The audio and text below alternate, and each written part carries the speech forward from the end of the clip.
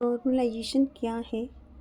जानते हैं वीरेंद्र सर से इसके बारे में detail.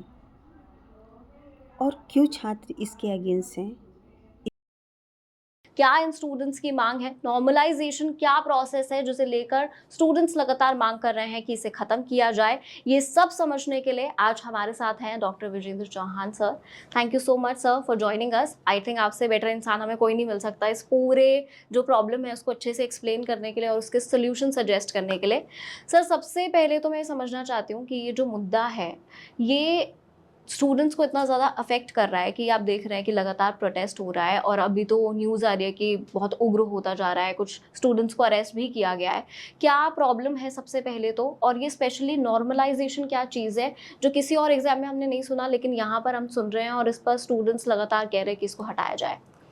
Well Srishti, thank you for having me. देखिए, इस समस्या को आपको थोड़ी सी ज़्यादा गहराई से समझना पड़ेगा, क्योंकि जैसा आपने पृष्ठभूमि देते हुए बताया भी कि ये जो हमारा युवा है लगातार परेशान हो रहा है, और ये कोई वन ऑफ इंसिडेंट नहीं है। एक लंबी प्रक्रिया आपको दिखाई देती है उत्तर प्रदेश में खास तौर से, लेकिन बाकी जगह भी दिखाई देती है।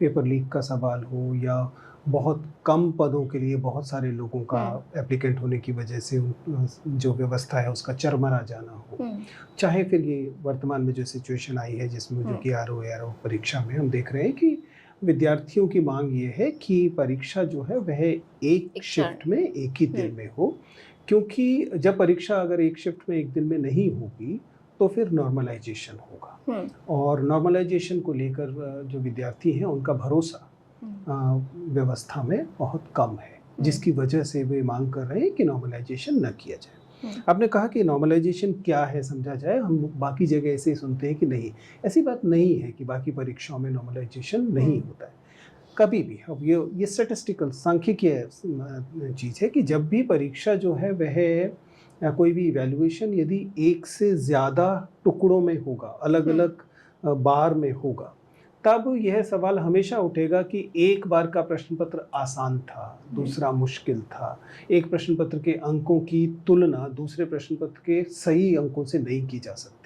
उसके लिए आपको देखना पड़ेगा कि पहले प्रश्न पत्र और दूसरे प्रश्न पत्र के स्तर को बराबर किया जाए। परीक्षा तो हो चुकी है, तो स्तर तो दोबारा से बराबर किया नहीं जा सकता, तो आप परिणाम को ही बराबर कर सकते हैं, और इसके लिए कुछ स्टैटिस्टिकल टूल्स का इस्तेमाल किया जाता है, जो मुख्यतः ये बताता है कि यहाँ का जो मान लीजिए जो मीडियन स्कोर है और यहाँ का जो मीडियन स्कोर है उनको बराबर मान लिया जाए। अगर एक जगह पर मीडियन ना समझ में आ रहा तो औसत मान लीजिए, हालांकि औसत और मीडियन में थोड़ा सा अंतर होता है, लेकिन मान लीजिए कि एक शिफ्ट में जो परीक्षा हुई उसमें औसत अंक 73 आते हैं और दूसरी वाली परीक्षा में औसत अंक 65 आते हैं। तो ये मानते हुए कि दोनों तरह के विद्यार्थी तो एक ही जैसे होंगे, तो ये 73 इस 65 के बराबर होना चाहिए। इसको बराबर किया जाए, नॉर्मलाइज करने की मूल प्रक्रिया ये है। इसके लिए कुछ स्टैटिस्टिकल टूल्स का इस्तेमाल किया जाता है। अपने आप में प्रक्रिया वैज्ञानिक है, कोई दिक्कत नहीं, लेकिन परेशानी क्या है? परेशानी ये है कि पहली बात तो विज्ञापित जो स्थिति थी उसमें ऐसा था नहीं, और दूसरी जो ज़्यादा चिंताजनक बात है, और ये इसका संबंध उन सारे संकटों से है जो इससे पहले हुए हैं, पेपर लीक इत्यादि इत्यादि। इस कारण विद्यार्थियों का भरोसा नहीं है व्यवस्था में कि वो उनके साथ न्याय करते हुए ये प्रक्रिया करेंगे। उनको लगता है कि कुछ लोगों को सहूलियत देने के लिए हो सकता है कि उनके अंक बढ़ा दिए जाएं, या कुछ लोगों को जो जो मेधावी लोग हैं, जो जस्टिफाइड लोग हैं, उनके अंक कम कर दिए जाएं।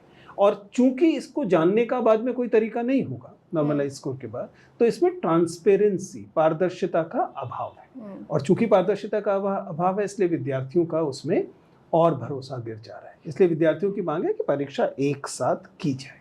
तो मतलब टेक्निकली तो ये फेयर है, बट लेकिन बिलीफ नहीं है। मेरे पास ये कहने का कोई अधिकार नहीं है कि वास्तव में ये फेयर है, क्योंकि विद्यार्थियों की जो आशंकाएं हैं उनको क्या आयोग वास्तव में हैंडल कर पा रहा है, क्योंकि विद्यार्थियों को ये नहीं, पहले तो ये बताया नहीं गया है, जो एक परेशानी है। और दूसरी बात कि जब आप ये कहते हैं कि आप नॉर्मलाइजेशन करेंगे, तो उस नॉर्मलाइजेशन में जो आपके वास्तविक स्कोर हैं और जो नॉर्मलाइज स्कोर होंगे वो डिफर करेंगे, और पुराने कुछ आरटीआईज और जो कोर्ट केसेस हैं उनमें जो डिफरेंस दिखाई देता है वो अच्छा खासा दिखाई देता है नॉर्मलाइज। तो विद्यार्थियों के मन में निश्चित तौर पर ये आशंकाएं हैं, और मुझे नहीं लगता कि इन आशंकाओं को आप दरकिनार कर सकते हैं, क्योंकि अगर आपने भरोसा खोया है तो ये आपकी कमाई है ना।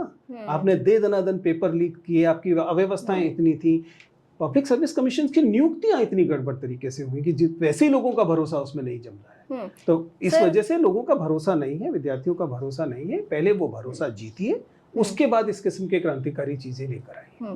ठीक है सर, ये एक प्रक्रिया है जैसे आपने बताया, एक टेक्निकल टूल है, बट लेकिन आपकी ओपिनियन मैं इसलिए जानना चाहती हूँ कि बहुत सारे स्टूडेंट्स हैं जो आप जैसे टीचर्स के को लुक आफ्टर करते हैं और आपके ऊपर भरोसा करते हैं, तो आप क्या स्टूडेंट्स को ये बोलेंगे कि इस प्रक्रिया पर भरोसा किया जाना चाहिए, या आपके हिसाब से ये जो डिमांड है जस्टिफाइड है और इस तरह का प्रोटेस्ट होना चाहिए, आप समझ रहे हैं? अगर यह यूपीएससी होता, public union public service commission होता, तो शायद मैं विद्यार्थियों से यह उम्मीद कर सकता था या उन्हें अनुरोध कर सकता था कि इस पर भरोसा करके देख लीजिए। लेकिन सच्चाई ये है कि राज्यों के पब्लिक सर्विस कमीशन, खास तौर से उत्तर प्रदेश जैसे राज्य के पब्लिक सर्विस कमीशन, उन्होंने ये जो फेथ इन द सिस्टम होता है, आस्था जो होती है व्यवस्था में, उसे कमाने लायक कुछ बड़ा काम किया नहीं। आप उस नियुक्ति को देख लीजिए, नियुक्ति में बताया जाता है कि वह व्यक्ति चूंकि मुख्यतः एक जिले विशेष से आ रहा है, एक जाति विशेष से आ रहा है, इसलिए वह वहाँ के पब्लिक सर्विस कमीशन का अध्यक्ष हो चुका है, क्योंकि वह मुख्यमंत्री के लिए सहूलियत भरा व्यक्ति है। ऐसे व्यक्ति में भरोसा आम जनता या आम विद्यार्थी आसानी से कर पाएंगे, या ऐसी संस्था में भरोसा आसानी से कर पाएंगे, मुश्किल है। और वैसे भी ये भरोसा आपको पारदर्शिता से हासिल करना होता है। जब चीजें लगातार ट्रांसपेरेंट होती है तो आपका सीधा सीधा उसमें भरोसा जमता है। अब आप पारदर्शिता के साथ खिलवाड़ कर रहे हैं, तो मैं तो ये सलाह नहीं दूंगा कि आप मान लीजिए कि ऐसा ही उस पर यकीन कर लीजिए।